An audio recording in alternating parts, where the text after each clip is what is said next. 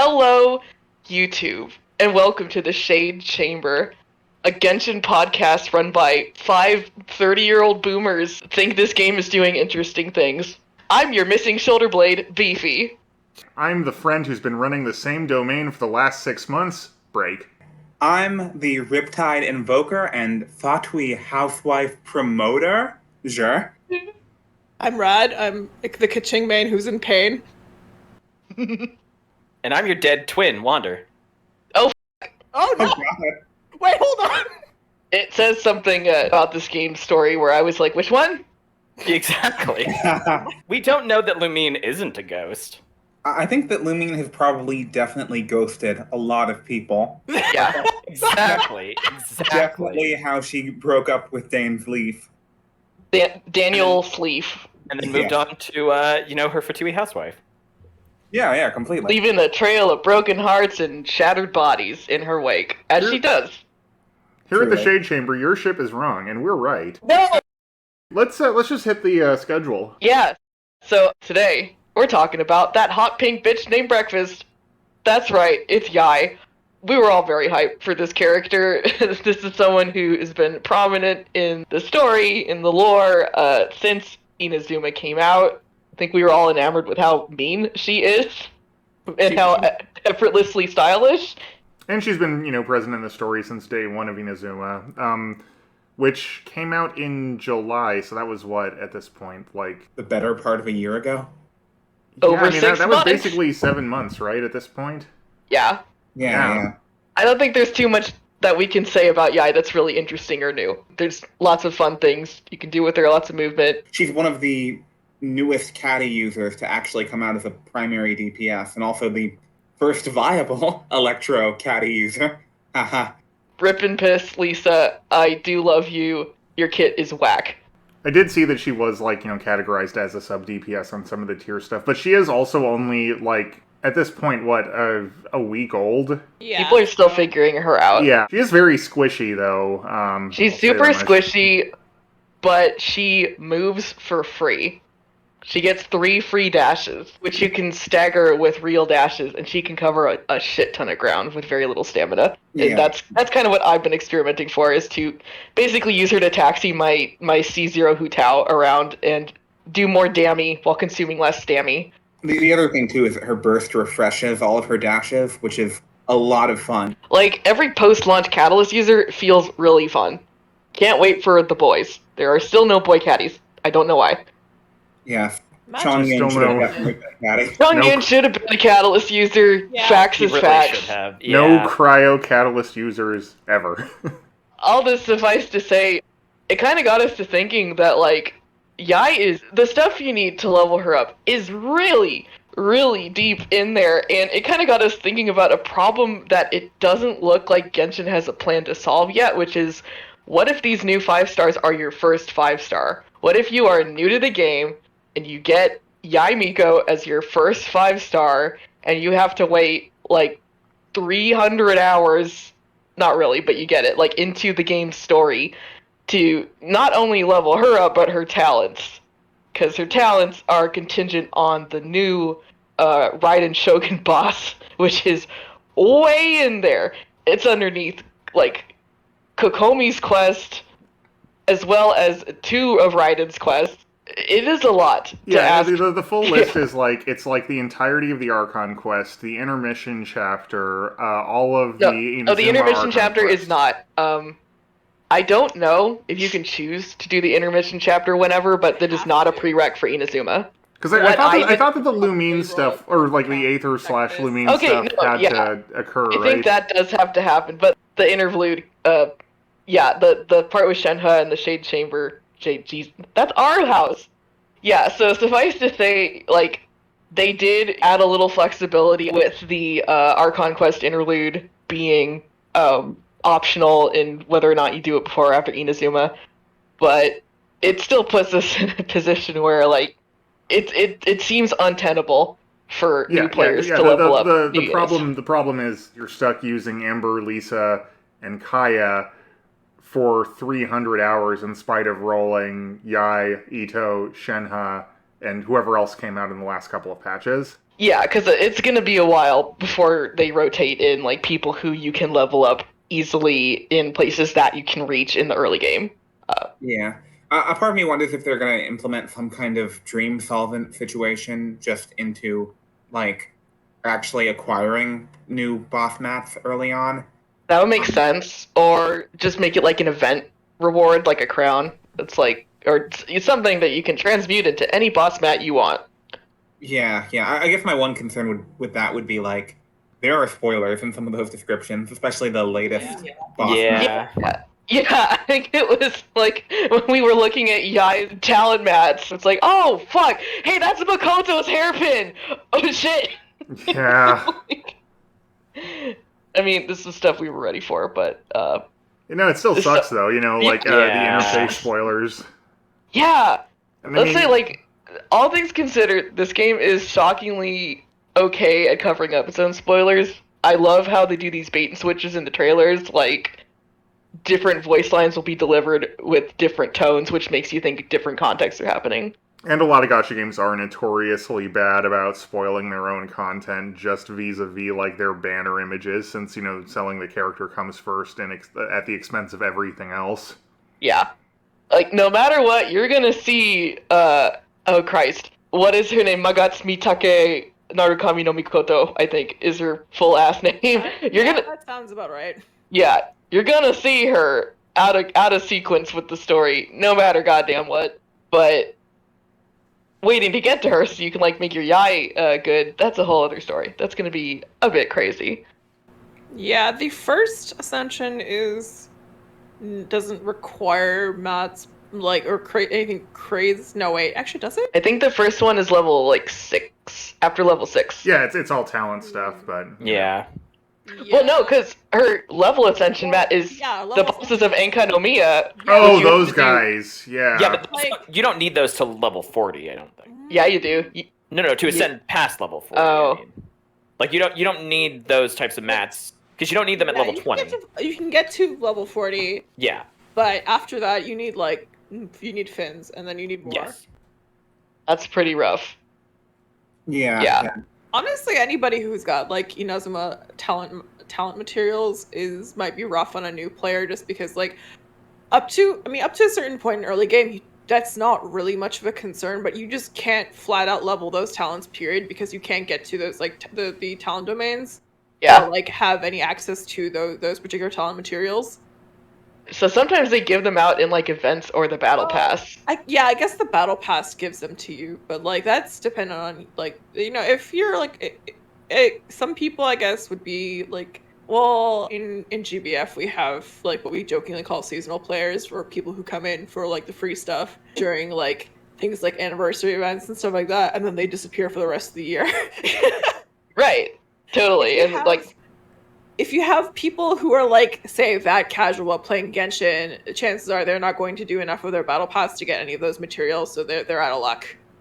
yeah, I know Genshin has a welcome back system where they give you some resources, but they certainly don't give you boss mats or region mats. Yeah. They give you experience books and stuff, and some fragile resin, but it's not maybe a couple wishes here and there. It's not More wishes so you can get another new 5-star that you can't level up for basically. hundreds of Yeah. hours.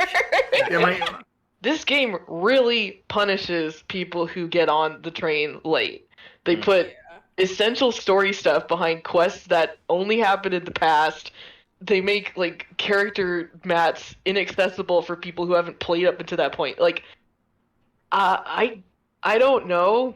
Maybe it makes more sense to them. Maybe it's better for them to retain who they have than try to court more people. But I don't it know. sucks. They're gonna have to do some problem solving. My big hope is that with the upcoming Chasm stuff, that's just going to be attached to Leeway without any kind of without any sort of barriers of entry to it. Because the big thing about Inazuma and Kinomiya is that it's all stuff that's gated behind the story. But when the game came out, you were able to just walk from Mondstadt right over to Leeway without any kind of barriers or issues. You were just able to play all of the content, and I thought that was great for the exploration. I hope other regions are attached similarly in the future, but if, Inazuma's any indication, they're going to gate some areas off. So, like, the question then becomes, how are they going to handle the new player experience? Because it's going to become, markedly worse over time. Yeah. I mean, like, while we're speculating wildly, it's also worth kind of observing that, like, Inazuma is kind of their first big push for content outside of the initial map available to players. So it could also be that they were kind of using it a little bit more as a sandbox to kind of figure stuff out, which is That's what it feels like. They were really smart with that, making it a fully self-contained, walled-off area where they could kind of experiment with stuff. That said, like, it's going to be really interesting to see, like, all right, like, playtime's over, you have to hit your stride now, you have to release these other regions. How are you going to allow players to progress through them? Like, yeah. And actually, speaking of progression, a part of me wonders, too, if, in terms of onboarding new players, I know that certain other MMOs that some people here may or may not play have a system in which you can kind of just fast track through the story to get closer to being current. So a part of me wonders, like, maybe they're going to start, like, allowing you to just skip over large swaths of the game to get closer to what's current.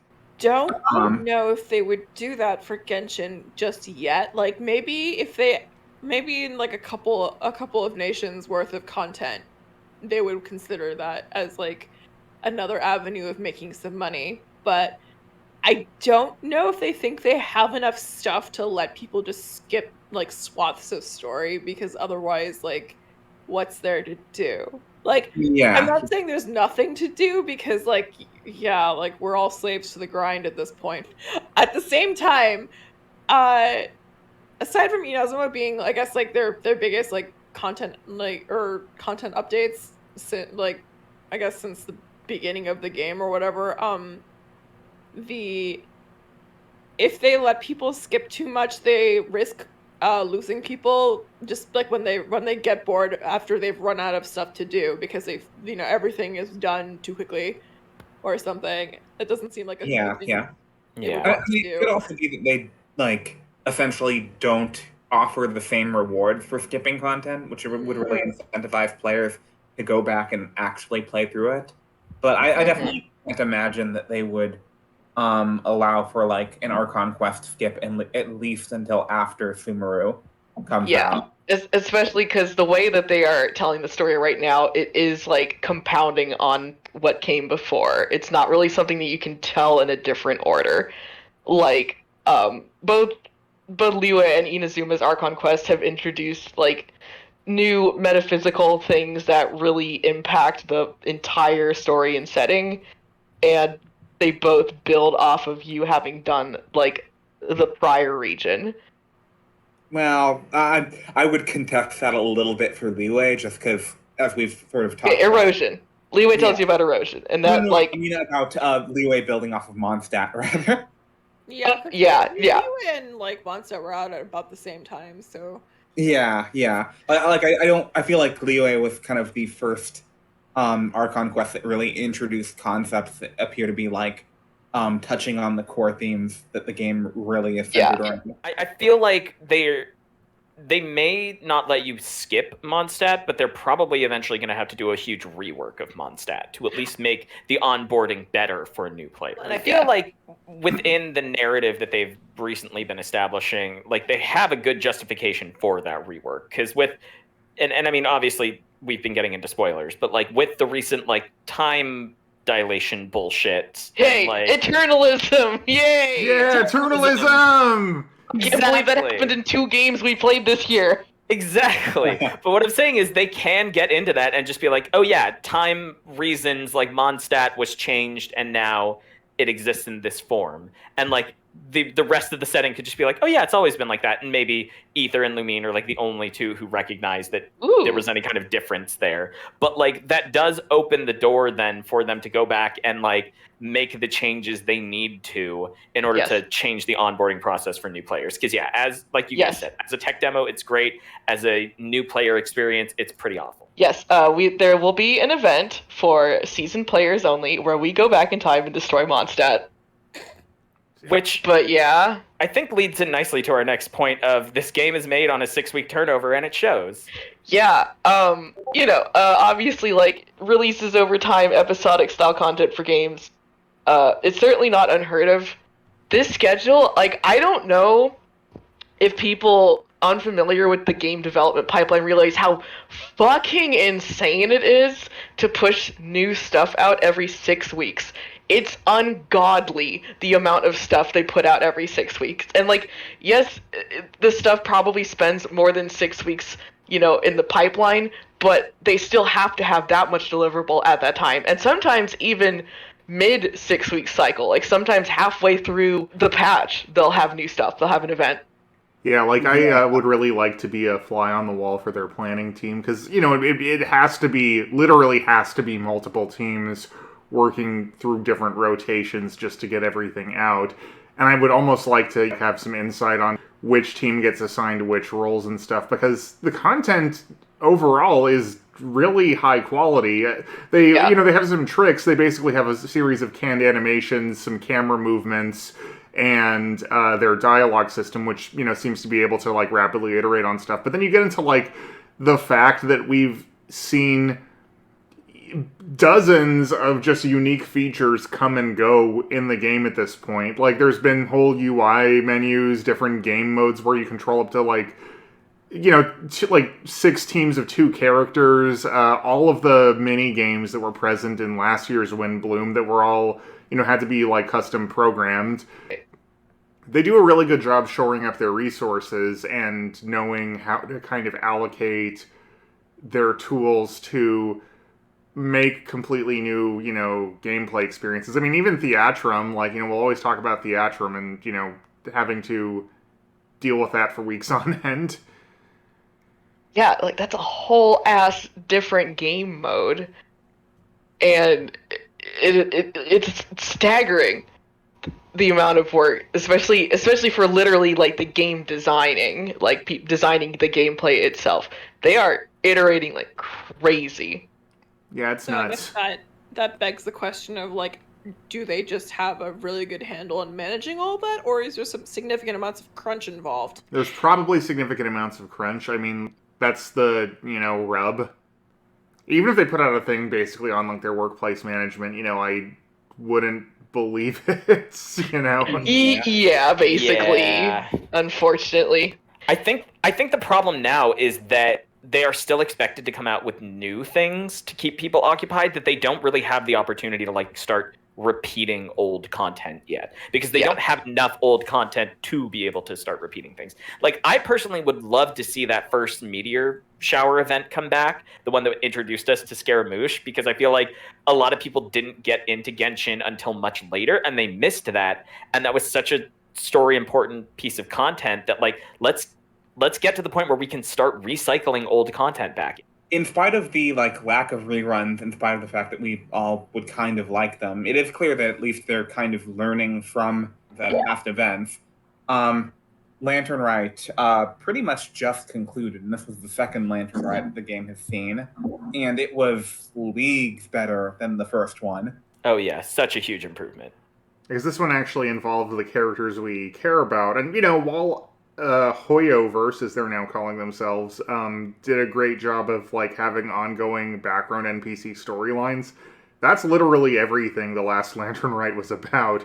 It was like doing the first half of some Yakuza style side quests, but I didn't care either. It was infuriating going to Shangling's father's place of business, and he's like, "Oh yeah, she just took off a minute ago. You just missed her." It's and the trailer was all contingent on all of the characters hanging out and, partying during Lantern Rite. So this one was way better because it, actually... I truly think the first Lantern Rite was just a pandemic foible, because it was in their absolute interest to make this what Lantern Rite was, and I think maybe with the, troubles in development that come from developing during COVID, I could easily see that just being we have to put this on hold this year. Well, and they also had Moonchase to act as a nice prototype for it. Yes. Like they made their mistakes with the first Lantern, right? Saw the feedback, and then were like, well, we have an opportunity for something else, and they did Moonchase. They saw the positive reaction to that, and then were able to take all those lessons learned into this new Lantern, right? I hesitate to even say lessons learned because I don't think the first Lantern Rite is what they wanted to make. Yeah, okay, so like one of the rules they seem to have is that if there is a playable character that shows up, they do seem to always be fully voiced in events. I don't know if there's like, weird one-offs like I haven't done those There gourmet are. quests where Shang Ling shows up. I doubt she's voiced in those, but I could be wrong. But the rule No, of thumb... she's not. It is the exception that proves the rule just because people found her inclusion in this quest, like, mind-blowing. They were like, oh my god, this is what we wanted. We don't need them to be fully voiced all the time. We just want to see them in the world. Yeah, exactly. And that was, like, the exact criticism of the last, Lantern Rite. But I think that also was the reason that, like you said, Beefy, they may not have had access to all of the voice actors, so they opted to not have all of them, show up for the quests. Whereas I think this year they probably did plan around it a little bit more. I can't imagine what they're voice acting, because, like, think of how many characters there are. Think of how many voices there are. Multiply that by 4. There are quadruple the voice actors for the cast because of the 4 audio languages. I don't... How goddamn many is that? How many, like, leeway characters are there? Let's say there's, like, 10, right? Yeah, it's already 40 voices. 40 fucking voice actors across language barriers, across time zones. Like, just the act of putting one voice character into anything is goddamn Herculean, and so that's why I'm like, all right, if the Rumi Island quest, for instance, I get why that's not voiced, because that is 6-week turnover. You gotta put your energy towards the stuff with the characters people are attached to. And then dovetailing that into Lantern Rite, again, we talked about it, but with huge improvement, but also just delivered on so many of the fan expectations and desires that people had. Especially around shipping. If you've listened to any of our previous episodes, you'd know that we churlmen of the board are all card-carrying passengers on the good ship Baiguang. We are a big fan, and we're appropriately pleased and somewhat scandalized at how absolutely horny they were during Lantern Rite. Literally, Beidou became a cartoon wolf with her eyes popping out of her head. It was insane. A lot of ink has been spilled online on the subject of the Baiguang ship. I forgot to say, Baiguang is the English name for the Beidou Ningguang romantic ship. Everyone is kind of wondering about this. This all got so far as to come up in a community-led interview questions for both the voice actresses of Ningguang and Beidou. And to that end, in her interview with Chris Mayick on YouTube, Aaron Ebers, the English voice of Ningguang, says the official answer is that there is no answer. And that's what we're going to talk about today, is because this should not be, and was not, a surprise to any of us. But I think that's kind of because we have an understanding of how otaku-oriented media and how character shipping is never explicit, but it's kind of always encouraged. Genshin is huge, and this is the first time, perhaps, that such a mainstream gaming audience has been exposed to these conventions in character-driven media. So we wanted to kind of take a moment to talk about that. Yeah, so we've played a lot of games in our day, and there's a lot of limitations on what you kind of can and can't show, but also like how you kind of want to feed your community. Yeah. Specifically, with games that have sort of dating sim aspects to it, which gacha games have always like dabbled in on some level or another. Yeah, and Genshin's pretty tame on that front. Yeah, but see, the thing is, you can still see the DNA of it there. Like, the number one rule is no ships are canon unless the character's inside of your teapot, in which they are shipped with the player character, because that's like literally a convention that's built into a lot of games. Yeah, like, you take your favorite, you bring them into your house, they have, like, dating dialogue with you. This is normal. Sometimes, I got Albedo hitting on me. Like, I had no interest in that, but I had Albedo in there to increase Albedo's friendship level, and there we go. Albedo's, like, super into my player character. yeah. Most characters will be player sexual in that their sole source of affection will be the player character. Provided they're in the teapot. They're in the But teapot. outside of the teapot, we have other stuff going on. Yeah, they're kind of relationship agnostic. And that's for a reason. It's not like, it's really tempting, I think, for people who aren't familiar with this genre to be like, oh, well, of course, it's a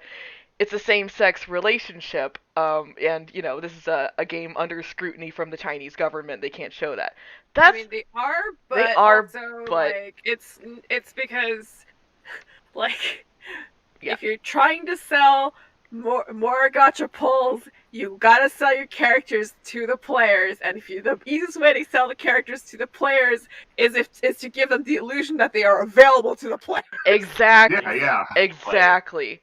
These characters are the product. These are the commodity that this game is selling to you. Meanwhile, and Beto can't like each other. They're too busy liking me. Well, okay, so that's the thing is availability means a lot of things. It can mean, and often does mean, literally available to the player, but it also means availability to interpret them as you please. So, like, otaku-oriented media, which is media, the shorthand is gets you fixated on characters. Sells characters to you. It also goes hand in hand with the doujin scene, which is amateur-produced content, usually for derivative works.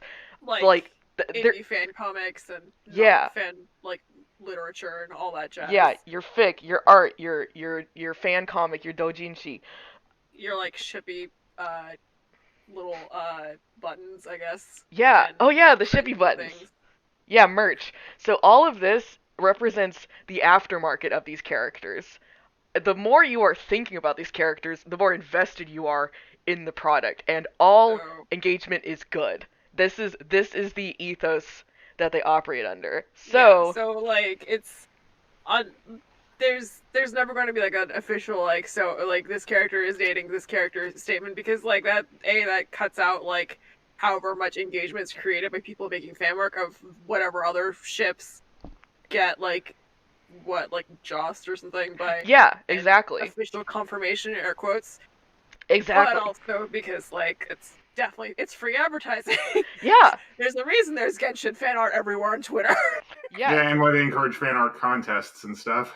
Yeah. Yes. And they will never, they know what ships are hot because they put stuff in there. And every interaction of two characters is designed to make you think about them, whether it's romantically or not. Because a really fun and easy way to get you thinking about these characters is to show you how they interact with other characters. And like the Baegwang ship, it just happens to be a very ripe, extremely pointedly ripe source of ideas for people to make their own interpretations of. And that's great. Like, I know some shippers who are used to more conventional forms of this kind of media are looking for this canon acknowledgement of their pairing.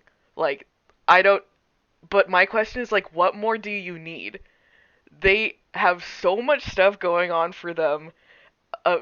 They have gotten more interactions than any other ship in the game. Like, you guys have been fed so well. Take these little nuggets and go make fan content of Baegwang, because you could literally never show them interacting in the game again, and I feel like we've already won. Like, look at other popular pairings. Let's say, last I heard, the Zhongli child ship is super popular. They've never mentioned Yeah, each that's other pretty again. popular. They have never mentioned each other again. So, the point is, this is literally not to discredit any ship, regardless of in-game evidence, regardless of in-game evidence to the contrary. Literally, if you're shipping characters, MiHoYo, you're doing what MiHoYo wants. You're having a good time. You're engaging with the product. It is completely fine to ship anybody with anybody and have your own little fun in this playground. It's also fine to ship nobody with anybody if that's not your bag. Or, you can do what the gacha genre creators intended you to do and ship the characters with yourself. The only wrong way to engage around the topic of shipping is to think that people are somehow delusional for seeing these romantic possibilities in these character interactions. Either delusional or like somehow morally Yeah. morally like Harmful. Yeah, or just like, yeah. for that. It's like these characters aren't real. They're not real people. But- Nobody's getting hurt. Like just leave it alone. It's If you don't like it, don't look at it. yeah, like Stay off my lawn. Exactly. if you think people are crazy for shipping Genshin characters, not only are you probably the most boring person on the planet, but you have a fatal misunderstanding of how this kind of media works. This is probably one of the biggest otaku and fan creation oriented IPs we've ever seen. My fandom coming in before this was Toho, which is also a very fan creation heavy fandom, but that was like an indie game, and this made like $3 billion last year or something. So that's where I am really interested to see where this goes. The evolution of fan spaces has always been super interesting to me, and this game is one to keep an eye on. So thanks for coming to our TED Talk of why Baeguang is canon and will never be canon, and keep making that spicy fan art.